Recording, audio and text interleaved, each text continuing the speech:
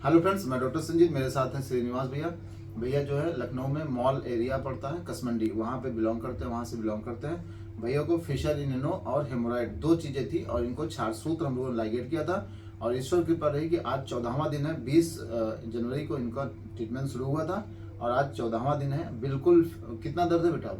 Sir अब इस समय कोई दर्द नहीं है, मुझे बहुत आराम है। तो इनको पूर्ण रूप से ठीक, मतलब लगभग ये ठीक है जी। अभी। बस ये था कि हमने इनसे रिक्वेस्ट की कि जो भी छाछूत का प्रोसीजर के दौरान जो भी आपको समस्याएं आई थी या नहीं आई थी, क्या क्या आपके मन में डर था जो अब नहीं है या है, वो प्लीज शेयर करें।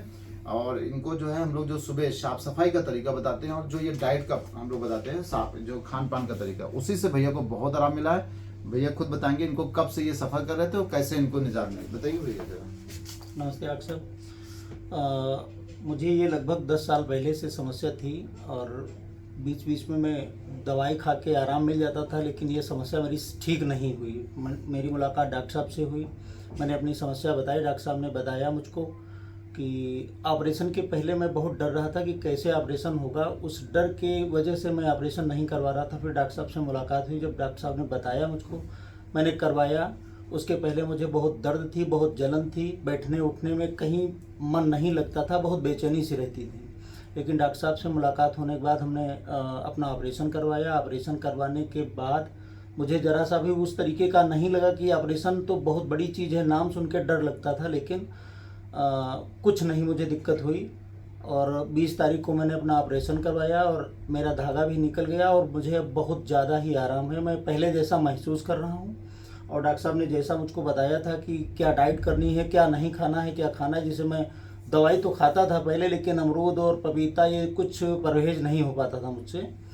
लेकिन अब जैसा डॉक्टर साहब ने बताया मुझको, मैं वैसे ही पूरा परहेज कर रहा हूँ, वैसे ही खा रहा हूँ, वैसे ही पी रहा हूँ। बाकी अब मुझे कोई न दर्द है, ना कोई तकलीफ है। अच्छा, और मैं साफ सफाई कैसे करते हैं जरा बताएंगे? साफ सफाई डॉक्टर साहब, मैं सुबह लेटरिन फ्रेश होने गया, उसके बाद गर्म पानी, गुनगुने पानी में थोड़ी सी, मोशन से पहले, अब मैं मोशन से पहले ये सर ऑयल रहता है इसमें आपका, ये उसी को ऑयल से अपना डाल लेते हैं और डालने के बाद फ्रेश होने जाते हैं। फिर उसके बाद में गर्म पानी में बैठते हैं। उसके बाद फिर एक बार ये 3 ml का रहता है सिरिंज, जिस पूरा ऑयल डाल लेते हैं। उससे जलन भी नहीं होती और दर्द भी नहीं होता, बहुत आराम मिलता है उससे।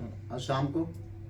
शाम को सर जी चूँकि फ्रेश होने नहीं जाता हूँ, लेकिन तब भी ये ऑयल ज़रूर डालता हूँ। बिल्कुल।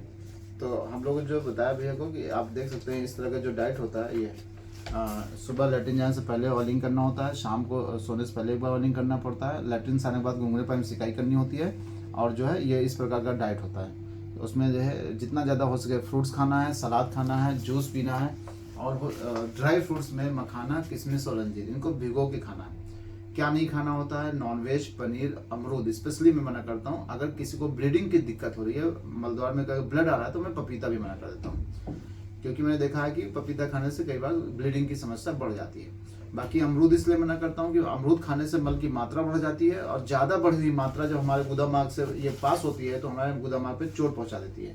तो चूंकि ऑलरेडी आदमी को पाइल्स या फिशर था गुदामाग पे, चोट उसको ऑलरेडी लगी हुई थी, तो ज़्यादा चोट लगने से दिक्कत और बढ़ जाती है। भैया का लगभग 14 दिन हो गया। बस ये क्या करते हैं, सुबह हम लोग क्या करते हैं, जैसे ये पहलवान ऑयल है, इसको सुबह लैट्रिन रास्ते में ऐसे भरना होता है, लैट्रिन रास्ते में लगाना होता है, ऐसे दबाना होता है। इससे क्या होता है, जब ये ऑयल हमारे शरीर में अंदर जाता है तो ये गुदामार्ग को पूरा चिपचिपा बना देता है। जब चिपचिपा बना देता है तो मल जो होता है तेल से भीगा रहता है और लैट्रिन आराम से फिसलते हुए बाहर आ जाती है और हमारे गुदामार्ग पे ज़्यादा चोट नहीं पहुँचाती। जब चोट नहीं पहुँचाती तो समस्या भी जल्दी जल्दी ठीक हो जाती है।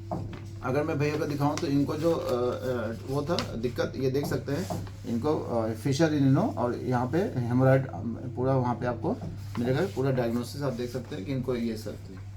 और इनको छाछूत जो लाइगेट किया था, 10 दिन बाद इनका छाछूत निकल गया। और छाछूत जब तक रहता है थोड़ा बहुत पेन होता है, जैसे छाछूत निकल जाता है पेन उतना नहीं था डॉक्टर साहब, जितना मैंने बर्दाश्त करने भर का था, उतना कभी पेन नहीं हुआ कि बहुत ज़्यादा बेचैन रहे हैं। हाँ। और धागा निकलने के बाद तो फिर बिल्कुल बहुत आराम मिल गया मुझको। बिल्कुल, क्योंकि जो थ्रेड होता है वो जब हम लोग थ्रेड जब तक लाइगेट रहता है तब तक वो हमारी बॉडी में टच रहता है भाई, वहाँ पे नर्व तो होती हैं, वो थोड़ा सा पेन को सेंस करती हैं।